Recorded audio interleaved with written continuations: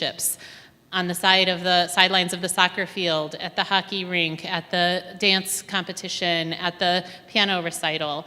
And I say that because I know many of you are doing that, and I just want to say you're being part of forming the faith and the relationships within which faith is formed for our youth and families. So that's some of what Patty's continuing to try to carve space for, is space for families to connect, to build those relationships, to feel less alone in a world where fewer people are participating in religious life.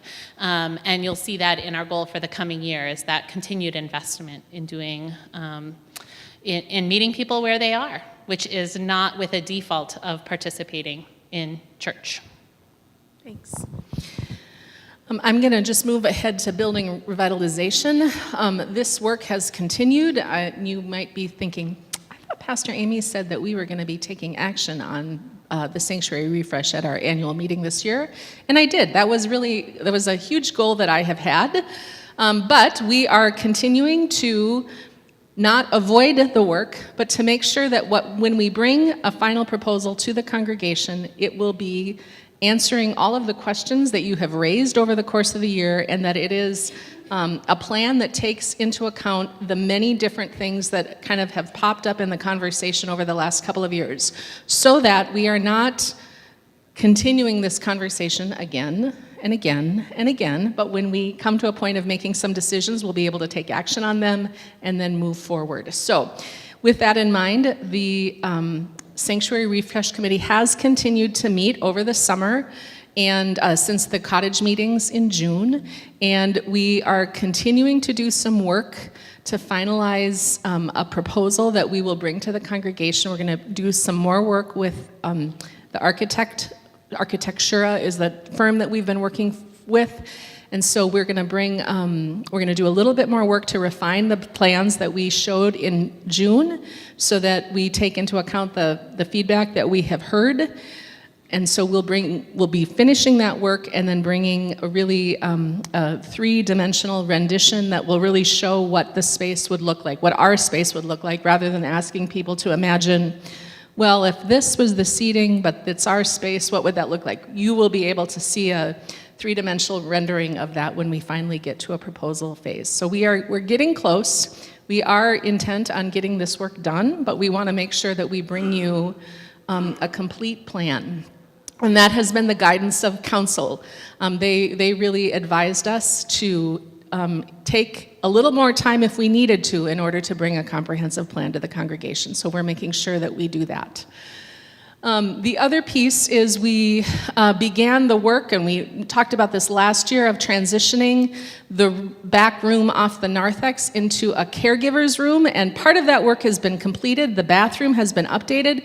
We just have to finish the rest of that caregiver space and get it updated, and then get some signage in place and some of those things. So we are almost to completion with that. So we will certainly celebrate that when that work is finished. There may be questions about Sanctuary Refresh, and I am happy to answer them, but I also want us not to get derailed because we have a really full agenda. So maybe what we'll do is just hold those questions, and I'm happy to take them after we get through some other things. I think that might be easier. And I just want to say, Allie has been huge in helping us to make our facility more available. We had 25 individuals and or groups use our facility in some way, shape, or form over the last year. So that has been a really concerted effort on our part to better steward our facility so that it is a resource available for the entire community and not just for us. And so it's exciting to see the ways that word of mouth is spreading in the community, that Bethlehem is a place that is open to the community and wants to work with the community. And then finally, we continue to work on the goal of expanding our understanding of community by developing reciprocal relationships, relationships that go both directions between us as a faith community and the many organizations that use our space or that we're in partnership with. So we continue to do that in all kinds of ways, and we're continuing to work on building relationships, intentional relationships with the kind of long-term folks that use our facility, for instance, the Acton Studio School. How do we strengthen our relationship with them so that there's more reciprocity, more back and forth? One of the things that they do is they do a business fair, an opportunity for their learners to be able to practice their entrepreneurial skills. And so they'll be doing that business fair in December. And anyone in the community is welcome to be a part of that, to see what the work that they're doing and to learn about that. And so we're going to be doing a better job of trying to communicate some of those opportunities with the congregation. There's lots more I could talk about, but we have a lot on our agenda, so I'm going to stop there. I just want to say a word, because we kind of do this every year, is to say none of this would be possible if we didn't have a co-pastorate partnership. We've, I think, found a rhythm of playing to each of our strengths and also being there to do the tag teaming as needed, and that has been essential, and I think a way that we have modeled the flexibility of leadership, which has also paved the way for some of these partnerships to happen. I want to say that the rest of the staff, and they're stepping into their roles, and some of even our flexibility of living into some of those roles and figuring out, well, it's not quite the way it used to be. I mean, our office administrator position is a great example of that. We've, over the years, flexed it from a very fixed in-person, in-office role to trying to move more into the virtual space, to accommodating Sarah's need for fully remote work. Now we're flexing back to mostly remote, but also with some physical presence. We are trying to provide what the moment needs. And that is sometimes, it's always a work in progress. And sometimes there's some learning and growth edges along the way, but mostly it's been an amazing experience because the people who are stepping into those roles are passionate and skilled and committed to what we're doing together and to this vision. And so I'm just immensely grateful. We're celebrating that Sandy is newly on board officially as a staff person today. Hopefully you read that we've had a 5-year working relationship with Sandy through her role at Capper Strategies, which has supported our website and social media for the last 5 years. So now Sandy's coming more fully on board, but as a known person, we are known to her. So she knows what she was getting into. We'll remind her of that. And we know what we're getting into, but we've built this partnership over time. Grateful for the rest of our staff with Raylyn and with Chris and with Allie and Patty and Will, our sexton. People sometimes behind the scenes, but all having a vital part of trying to figure out what we need as a community of faith, how to best support it in this moment in time, recognizing that things are changing every day, and we are trying to flex to meet the needs of the moment while being faithful to the mission that God has given us as a community. And I just want to say a huge thank you, and I'm pretty proud of what God has done and is doing through us, so thanks be to God for that. Amen. Amen. I have one of the ways my youngest was engaged in worship today was counting how many amens. Oh, is that what he was counting? Yeah. So 23 was the answer, but now we're up to 24. I thought he said 23 almonds, and then I'm like, almonds? And then he said amens. I said there were 23 men. I was very confused, so now I know. All right, I'm Glenda Lockard, your treasurer, and I have the distinct privilege of standing up in front of you today, delivering another year of good news. So I think many of you may have flipped ahead and are already seeing some of the figures that we're going to go through, but the first thing I'd like to talk about is fiscal year 2025, which is October 1st through September 30th. So we ended just a couple of weeks ago. Receipts were up this year, $22,000 over last year. So I want to give a minute for that to sink in. That is a 5% increase in giving across the board, which is an amazingly wonderful thing. Thanks be to God.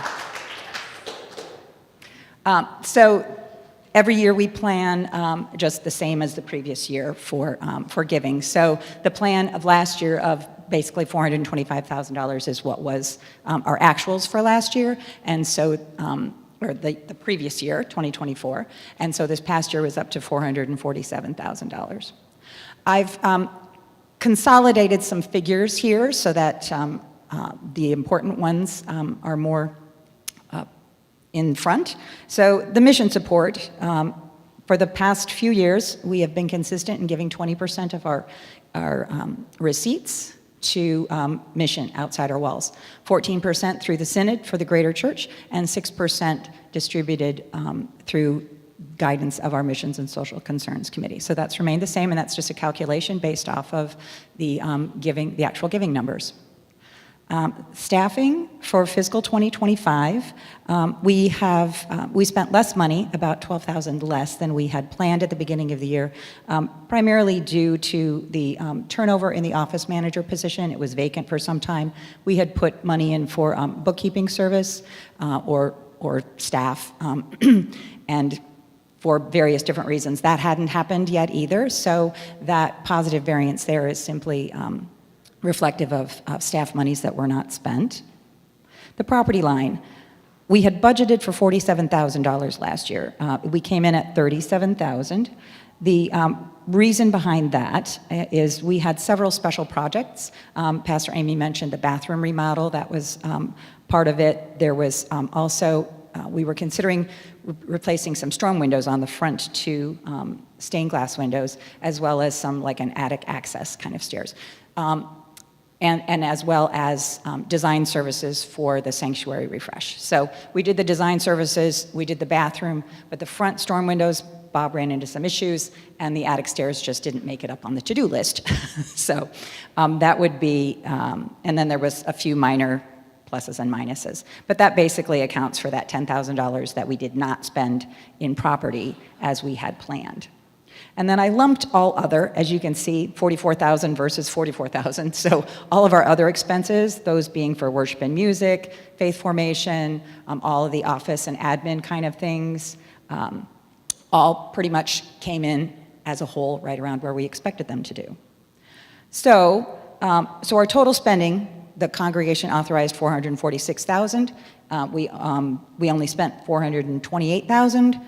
So that's a positive variance, more money in our pockets at the end of the year from just operations, $17,000. Then we have the house, and we also have our investments. So when we add those in, this year the house had less repairs than we were expecting. It's always a little bit of an unclear budget. It's not really budgeted. We'll fix what needs to be fixed in the house, and if it doesn't need to be fixed, we won't fix it. So this year, the house generated more in income than was expected. So it was $19,000 there, and then Merrill Lynch, various dividends from our holdings came in there. So at the end of the year, we ended up with basically $45,000 more than we started with, when we had expected to be just a couple $1,000s in the hole a year ago. So very, very good news for the actuals of fiscal 2025. Does anybody have any questions about? Certainly. What is the philosophical understanding of the surplus? What do you do with the surplus? Oh, what a good, he said, what is the philosophical understanding of the surplus and what do we do with it? Key the next slide. What a transition. It's almost like I paid him to do that. So at just the last council meeting, well, we kind of knew this was coming, right? None of this was a huge surprise. So the council had time to discuss what is the right thing to do with the surplus. So the council has determined, first thing was just we updated the capital reserve calculation in order to get our capital reserve in a place where we want it to be. It would be another $6,000. So we simply transferred. That's not an actual spending of money. It's just transferring from one bucket to another. So we moved out of unrestricted $6,000 into that restricted area.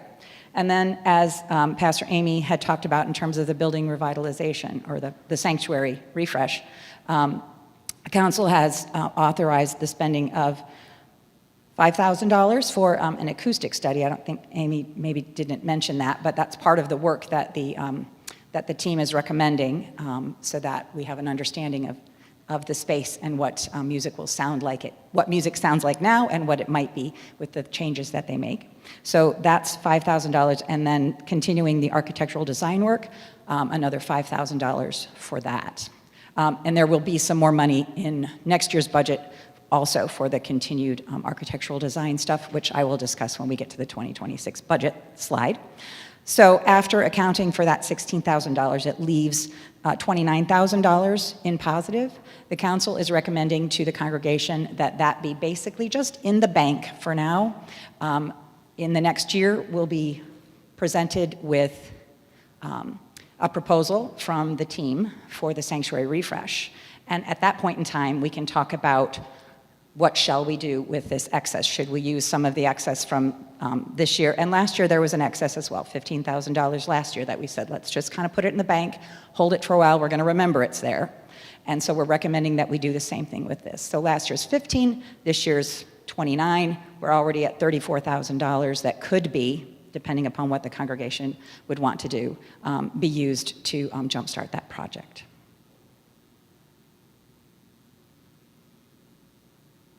Any questions? Concerns? No? Yes.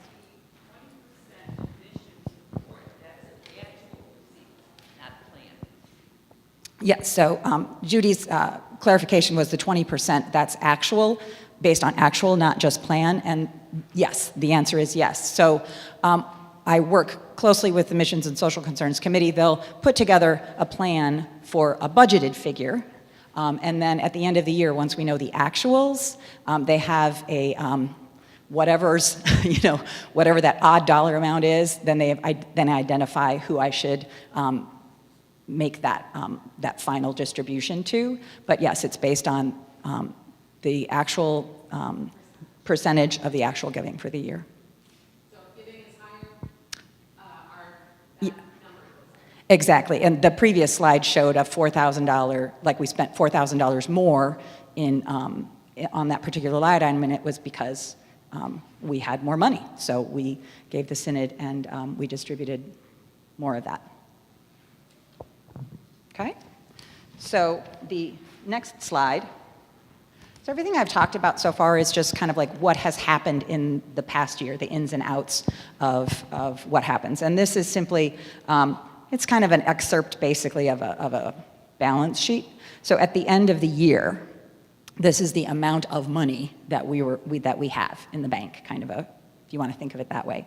So in terms of unrestricted funds, we have that $96,000. That includes the $29,000 that we just talked about. In the capital reserve, now that we have put another $6,000 in, there's a total of $133,000 in the capital reserve. The investment in ministries fund book value is $62,000. You'll hear a little bit more a couple slides from now. The numbers won't match up, but that's oops, sorry. Do you have last year's end of period net assets? Last year's end of period, like what was the beginning of the year? Yes. Yes, I do.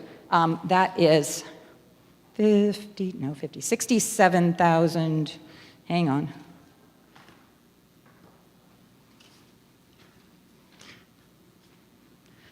We started off the year unrestricted with $67,000. So 67 plus 29. I was asking about the comparative number to the bottom line here. Oh, to the total bottom line? Yes. The total bottom line was $259,655 last year, and this year we're at $307,811. And so that is the increase in the unrestricted, which is usually all we talk about. But there was also some contributions to the Memorial Fund, some contributions to the IMF, and those show up in the in the other balances to get to the total. It's important to note that this is a balance sheet kind of a figure, and I don't want to like make anybody's eyes glaze over or anything, but at the end of the packet that I gave you, I did put in the year-end balance sheet for Bethlehem. So any unrealized capital gains are not part of this, aren't on this sheet. So if we if we realize some gains, then it's a different number. Okay. I believe. So the next slide, I just had the key takeaways just to reiterate. I'll go through quickly. Giving thanks to God for the amazing generosity of the people of Bethlehem. 3 years in a row, we have had significant increases in giving, which is a fabulous and a wonderful thing, and so happy that the people of Bethlehem support the mission and the goals of the church. Reiterating how, so the memorial and IMF giving, that was up 14,000 over the past year as well. Talking about the vacancies in the office manager, we do not expect that to happen going forward, so hoping that next year is a steadier state there. I talked about property. The attic stairs, I think we're putting that back on the list, but the storm windows we're going to hold off on for a while. Capital Reserve, a year ago we did, the congregation approved a $10,000 expenditure from the Capital Reserve for organ work. That did not happen over the past year. It has become clear that some more planning and communication needs to happen with that. So we are going to hold off. We're not going to ask for authorization again next year until we know a little bit more about that. So overall, we've got a very strong position. If there's no other questions, I'm going to turn. Okay, one more question.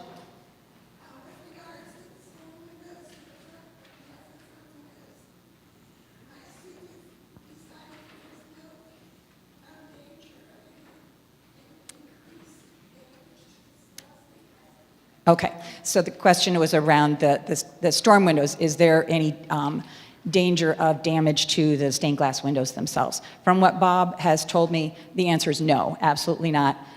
It's double pane glass. It's like, and so the issue on one of them is that the moisture gets in between the panes, and so it's a cosmetic thing. It's not.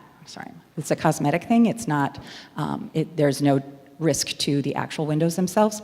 And part of the issue that Bob is having with that is finding a company, because of the way they were installed and that they're some technical details that I'm not really sure, but the stained glass windows themselves would need to be removed in order for them to take out the damaged storm windows.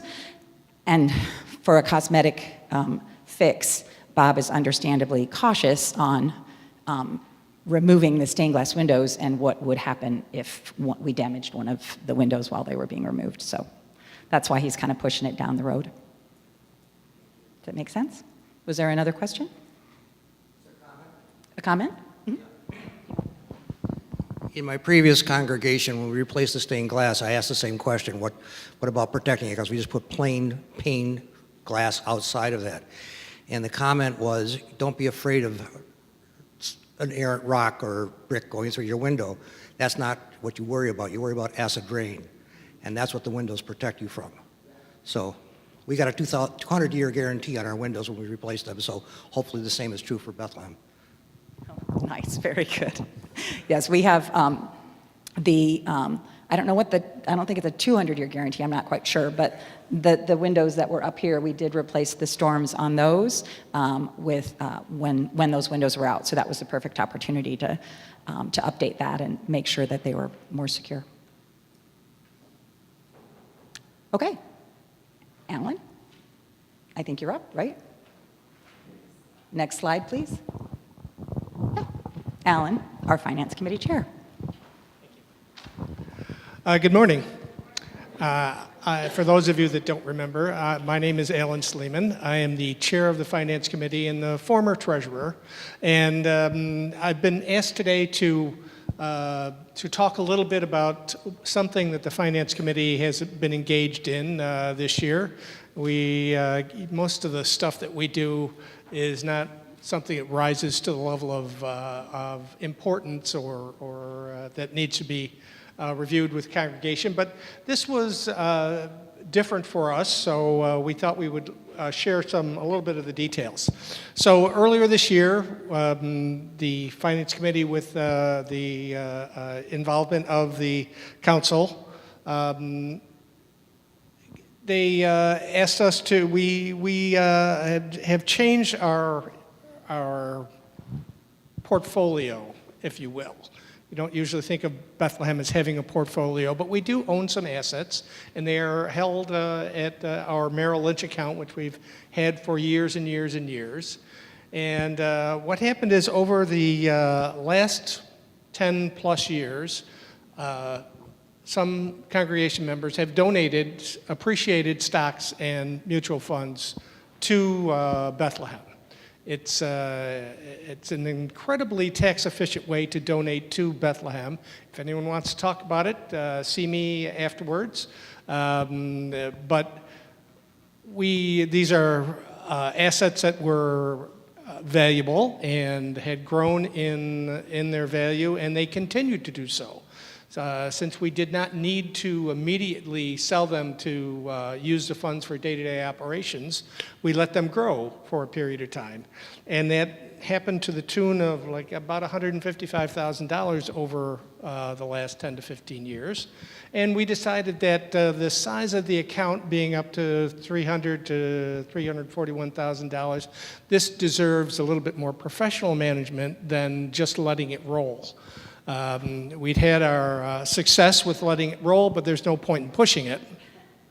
So we went and we changed advisors within Merrill Lynch. We sat down with them, a guy named Chris Moore, a very interesting, very deeply experienced individual, and with our involvement has put us in a portfolio of a balanced portfolio at moderate risk, which it sounds good, and it is good, but it's more actively managed, and that way it's kept to the point where we will have gains that will probably sustain the test of time and continue to grow for the benefit of the future of Bethlehem. So. It is something that was different for us, so we thought we would share it with the congregation and see if anyone has any questions about it or comments or concerns. Feel free. Yes. I am interested to know the fee structure of the certified plan fiduciary advisor. I'm sorry. What is the fee structure of this? How does this work? Oh, there is a fee. I don't remember off the top of my head what the fee structure is like. 0.6? 0.6 of the asset value, I would guess.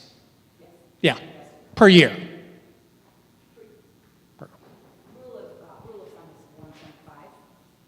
Oh. As our treasurer reminds me, the typical in this kind of situation, they charge 1.5, but given our long-standing and charitable nature of us, we get a reduced fee. So we felt that it was a good move for Bethlehem, and it'll help us long term. So, any other? All right.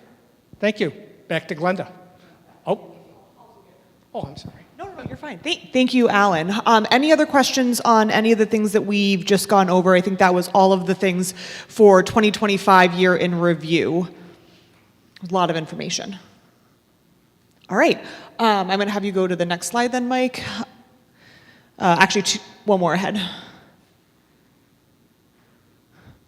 All right. I am going to ask John Pankow to come up and talk a little bit about the current Investment in Ministries Fund. Thank you. Good morning. So I've been asked to update the congregation on the IMF Fund, Investment in Ministries Fund. We often refer to it as the IMF. So this fund was created in 2022, just a few years ago, when it was approved by the congregation. Our primary role has been to manage the fund through the ELCA Foundation and to facilitate the process for ministry awards. So what's happened over time, as you can see on the slide, since our formation, the committee has expanded its role.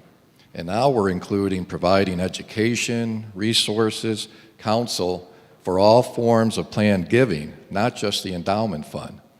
Some of you may have attended one of our seminars that we held last year, which included just this type of advice and counsel. So we're going to continue to expand that planned giving concept. And in line with that, we're proposing a name change for the committee to the Planned Giving Committee. I think it makes sense and sort of more defines our mission going forward. The IMF fund is still there. We still manage it. We work with social and Ministry of Social Concerns to, they will select the potential award after we give them the amount that we can give for that particular period of time. So that's just a little update on sort of what we're trying to do going forward and why we proposed a committee name change. In this current fiscal year, or even calendar year, if you will, the award was made to an outfit called His Branches Community Health Centers. It's located in Rochester, and they are a community health center for all ages with neighborhood-based clinics. In the past, in 2023, you may recall, we gave an award to Keeping Our Promise, and in 2024, the award went to Hope 585.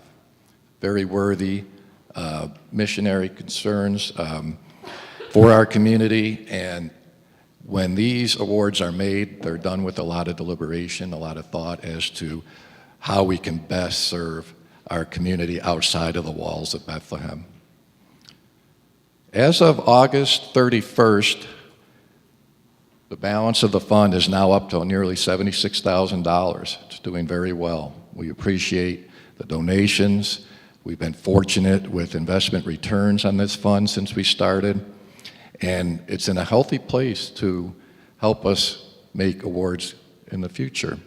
So, you know, we'll keep you updated with communication, either through the STAR or other means, as to what's going on with the committee, and we'll also keep you informed on where these awards are going. Any questions? Yeah.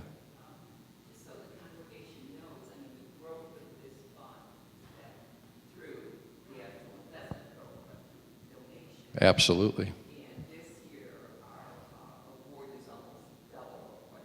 Yep. Good point, Judy. Yep. And just so you're aware, the committee membership includes Mark Gall, who is our committee chair, Judy that you just heard from, Judy Lohr, Kim Kulik, Roger Kolker, and myself. Okay. Any other thoughts or questions? Thank you. Thanks, John. So just a couple other notes with that. There will be a ballot at next week's annual meeting to approve the name change from the Investment and Ministries Committee to the Planned Giving Committee. So that will be one of the ballots that you will be voting on next week.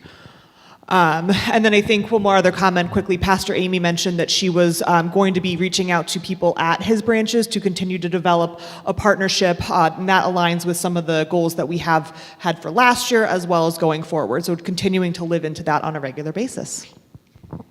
I don't want to steal Todd's thunder, but the day that the check from Bethlehem, the investment and ministry check, arrived at His Branches, Todd happened to be there with the executive director, I think, for another meeting, and was able to say, oh, because I don't know how the connection was made, but was able to say, oh, that's my church, and received the deep gratitude of that organization on our behalf for, you know, out of the blue, a church. Can you imagine being the director of a nonprofit organization and you get a check for $2,400 from a church that you've never heard of before? Like, that's a wonderful gift. And so we are, and he immediately expressed that to Todd, but also reached out to us through a note and said, I would love to know more about a church that just sends checks to people. So we will be working to continue building that relationship. Can you advance the slide? So our goals are we have been talking for the last few years. I think it's not an accident that our focus on being really clear about what our priorities over the last few years has also been reflected with a generous response from the congregation. I don't think that's an accident. I believe really firmly that when we are really clear about the mission that God is calling us to do, God provides the resources for us to do that ministry. And certainly we have seen that come to fruition over the last several years. We are making some small tweaks to our priorities for the coming year. And what's really helpful about making these tweaks is that it's really a small thing, but every month, Pastor Hoffman and I sit down to write our co-pastor's report to the council. And the first few years of ministry, writing my co-pastor's report was like looking at my calendar. Okay, what did I do for the last month? And then kind of trying to pull some of those things together. But starting about 3 years ago, we started saying, okay, these are our priorities. We are going to keep them before us at all times. And we are going to every month say, okay, what are we doing to focus on these priorities? And it has made a wonderful, it's such a small thing, but it has made a huge difference to make sure that our energy is being focused on the mission, the vision, the things that we say are our priorities. And so it just kind of becomes self-perpetuating as we keep doing that. Which isn't to say we don't, there's still a lot of other things that we're doing, and we report on those to the council as well. But we really try to stay focused on these priorities. So when we make a shift to them, it makes a difference, because it'll call us to focus our energy in some different ways in the coming year. So we are still focused on a vision of building lasting community that follows Jesus. We're still wanting to make those strong and lasting connections both within generations and across generations. That's a real focus to how we do this ministry. And we are also, what was the other point on that? Oh, strengthening those community connections both within the Bethlehem community and with us and community groups beyond our walls that either use our space or that are partners in various ways. So that continues to be a huge focus for our overarching vision. And as we do this year, we are leaning into thinking about how do we live generously. God continues to be generous with this community of faith in many and various ways as we continue to hear, as we continue to see. And so, how do we continue to respond to God's abundant blessing of this community by inviting people always into sharing their time, their talent, and their treasure, to be more engaged in the ministry that we do. So that is a clear focus on the work that we're doing this year. And you have already seen some of this evidence through the way that we're doing our commitments for this year slightly different. We are inviting people to think about how might you feel called to serve in some specific ways. How do you feel called to grow in some specific ways so that we can build ministry and build connections that help people to engage more deeply in the ministry? Can you go on to the next one? We continue to support youth and family ministry. We have shifted just the emphasis on this goal a little bit in response to what Pastor Hoffman was saying earlier. We recognize that when youth, children, and their families come into church in these days, they are countercultural. There is nothing in the broader culture that says, I should go to church on Sunday morning. So when they are making the effort to be a part of a faith community, we want to come alongside of them and figure out how do we encourage and support you in your journey, and how do we help strengthen your faith and strengthen your ability to live your faith in daily life. So we'll continue to focus on that in the coming year. We are going to, by God's grace, bring building revitalization to a decision point, any decision point. We are working diligently to move that forward this year. And even as we do that, we are continuing to just look at our space and figure out how do we continue to update it for the ways in which the space is used today, which is different than how it was used 10 years ago. And so we're continuing to keep a focus on that. And then finally, we are expanding our understanding of community and developing those reciprocal relationships. Not just who is using our space and that people are using our space, but how do we deepen those connections and those relationships?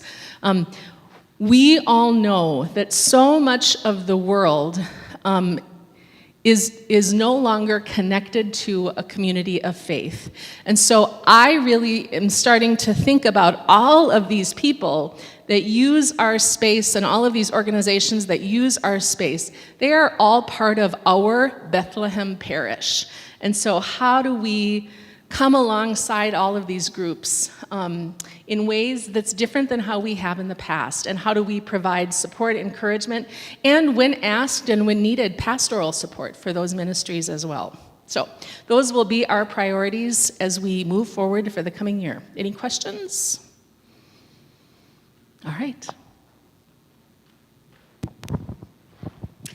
So, understanding those priorities, Council is putting in front of you, the next slide please, the following projection of how we think 2026 is going to go financially in order to live into the mission of the church.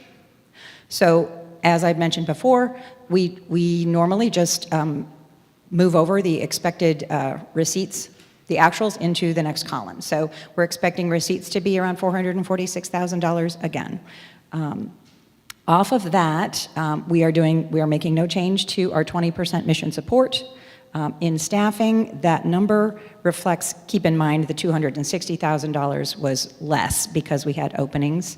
The $283,000 reflects a 2.5% cost of living increase across all of our employees, which was recommended by Synod.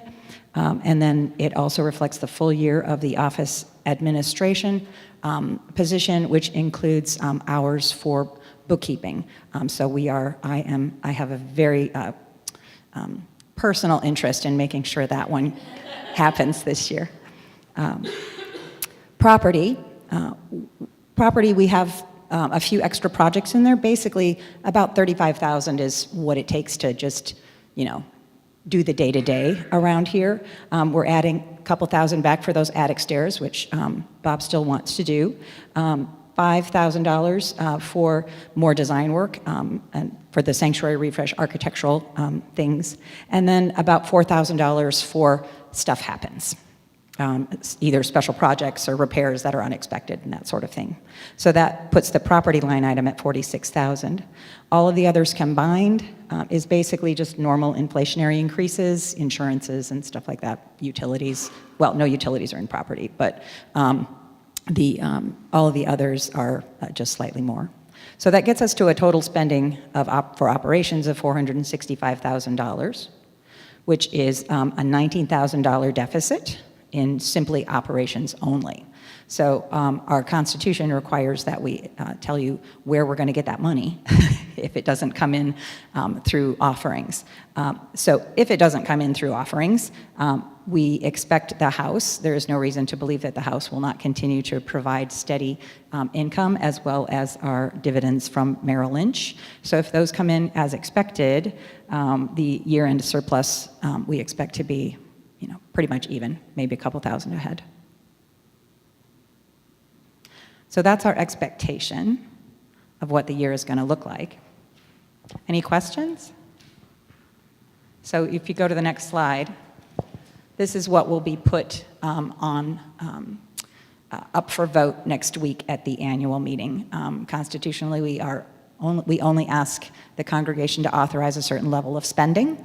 So you will be asked to authorize $465,000 and $28,000 to be specific for the council to shepherd that money all year.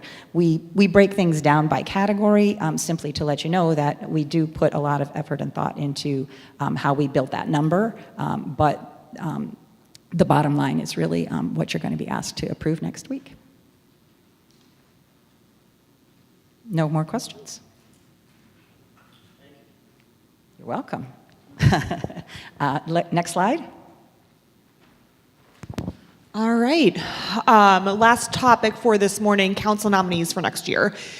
We have 2 council members who are up for a second term. Dale Schumacher and Julie Owen have both agreed to serve a second term on council. And then Julie Merges, she is willing to serve her first term on council starting next year. So these are the 3 candidates that will be on the ballot for next week. Julie Merges will have a bio in the annual report for you to read to know a little bit more about her. Julie Owen is here. If you wouldn't mind just waving your hand in case people don't know who Julie is. That's Julie Owen. You can talk to her to get to know her a little bit better. And like I said, Dale Schumacher will be here next week to facilitate the annual meeting. So those will be the slate of nominees that we are proposing. A couple other pieces to note, though. Our Constitution allows for a council size of 9 to 12 council members. So we've historically, the last couple years, been on the 9 side of that figure. So we do have a few additional open seats if someone is interested, whether or not for this year or a future year going forward. We encourage you to ask current council members, past council members, the pastors, anything like that, to get to know a little bit more about the work that we do. I'll be completing my 5th year, and it has been a wonderful experience for me. So just throwing that out there in case anyone has an inkling to serve in that way in the future. Any questions on the council nominees? Okay. With that, I think that concludes our agenda for this morning. Thank you all for spending a little bit longer of a Sunday with us. I appreciate your time. If you have any questions specifically for someone, did you have a question? Yes, I believe there's a box on the fellowship table. If you have your stewardship commitment cards, you can drop them in there, and they will be dedicated next week with everyone else. So I invite everyone to close in prayer. Good and gracious God, we give you thanks for the abundant gifts that you continue to bestow upon the Bethlehem community, and we pray that you continue to guide us and lead us to do your work in our local and worldwide community. In your name we pray, amen.